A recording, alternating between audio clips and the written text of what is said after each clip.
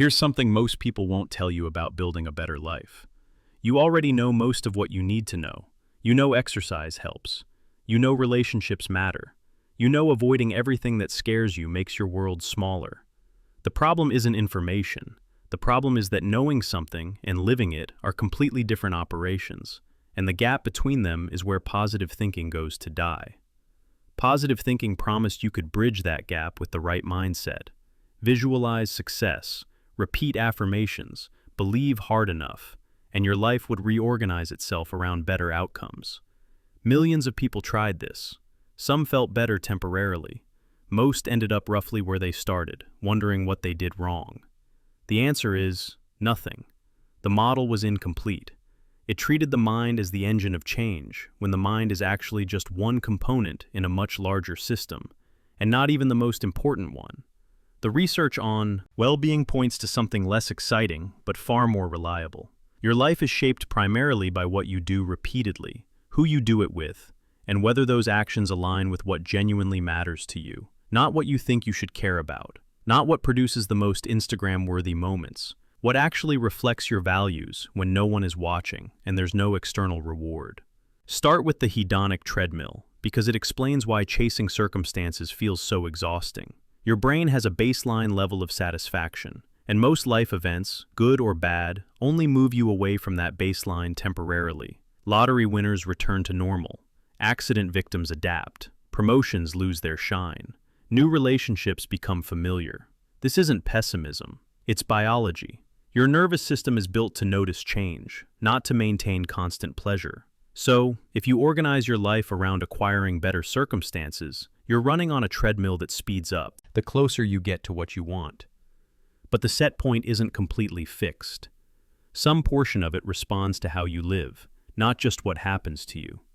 That's where the work is, not in thinking differently about your circumstances, but in changing the daily behavioral patterns, the quality of your relationships, and the degree to which your actions reflect autonomous rather than controlled motivation.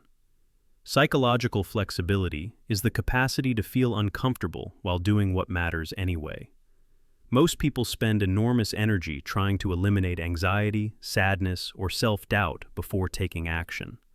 They wait to feel confident, motivated, or ready. That waiting is the trap. Those feelings often don't show up until after you've been acting for a while. The sequence is reversed. You don't wait for courage. You act while scared, and courage is what you notice later when you look back and realize you did the thing despite the fear. This connects directly to behavioral activation. Depression maintains itself through withdrawal. You stop doing things, which removes the inputs your brain needs to recalibrate, which makes everything feel more pointless, which justifies more withdrawal. The intervention is not to wait until you feel better. It's to schedule valued activities and do them whether you feel like it or not, because the doing provides the data. Your dopamine pathways reactivate. Your environment starts responding to your actions. Movement affects mood through channels that don't require you to believe it will work. The action comes first. The feeling follows. Your nervous system wasn't designed to function alone. Social baseline theory shows that proximity to trusted others reduces the metabolic cost of managing threats. When you hold someone's hand, your brain outsources part of its regulatory work to them. When you're chronically isolated, your threat detection systems stay elevated, your cortisol stays high, and your body pays. The cost in cardiovascular disease, weakened immunity, and accelerated aging. This isn't about loneliness as a feeling. It's about isolation as a biological stressor. You can't affirmation your way out of it.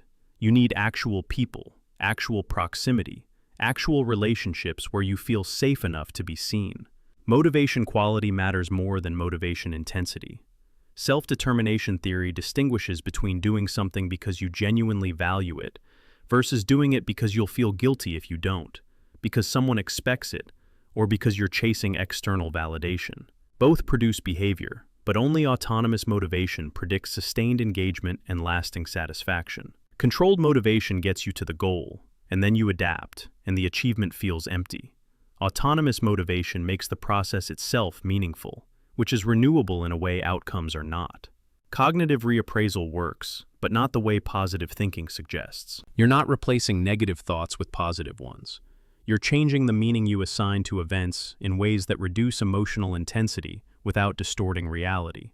This dampens amygdala reactivity and gives your prefrontal cortex more control. But reappraisal is a regulatory tool, not a generative one.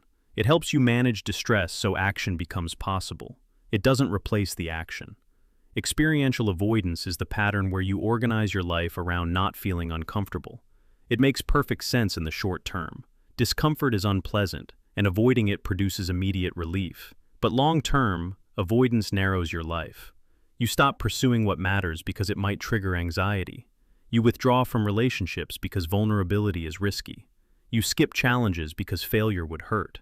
The life you end up with is controlled, limited, and profoundly unsatisfying. The alternative isn't seeking suffering. It's being willing to experience discomfort when avoiding it would cost you something you care about more than comfort.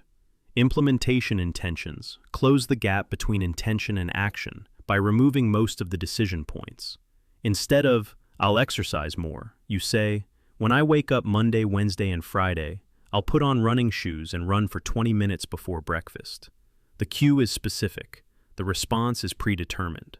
When the situation arrives, you execute rather than deliberate. Over time, the cue behavior link strengthens, and what required massive effort becomes nearly automatic. You're not relying on willpower, you're relying on environmental design, and that's far more stable. Post-traumatic growth shows that adversity doesn't have to be purely destructive. Some people extract meaning from terrible experiences, not because the experiences were good, but because the process of rebuilding allowed them to clarify priorities, deepen relationships, or develop capacities they didn't have before. This requires deliberate processing, narrative coherence, and often social support. Growth and distress coexist. The trauma still hurts, but alongside the pain, there are changes the person values. You can't force this, and you can't fake it, but you can create conditions where it's more likely if you're facing something difficult. Eudaimonic well-being is the alternative to hedonic chasing. It's not about feeling good. It's about living in ways that reflect purpose, growth, autonomy, competence, and connection. These dimensions don't adapt the same way pleasure does. You don't habituate to meaningful work. You don't get tired of relationships where you feel understood. You don't plateau on becoming more of who you want to be. The satisfaction is tied to process, not outcome, which makes it renewable. Here's what this means practically. You need to audit your daily behavior, not your thoughts, your behavior. What are you actually doing on a recurring basis? Is it moving you toward what you care about, or is it organized around avoidance, distraction, and minimizing effort? If it's the latter, your life will reflect that no matter how positive your thinking is. You need to invest in relationships, even when it's uncomfortable. Reach out, be vulnerable, show up. Your nervous system needs this, and there's no substitute. You can optimize your mindset all day, but if you're isolated, your body will register that as a threat state, and you'll pay the price. You need to act before you feel ready. Identify what matters, break it into concrete steps, link those steps to specific cues, and follow through whether you feel motivated or not. Motivation is often a consequence of action, not a cause. If you wait for it, you might wait forever. You need to stop treating discomfort as a problem to solve. It's just part of doing things that matter.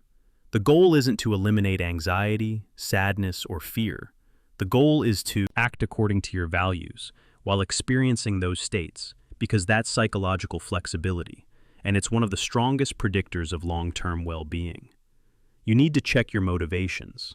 If you're chasing goals because you think you should, because someone else expects it, or because you're trying to prove something, even achieving those goals won't give you what you're looking for.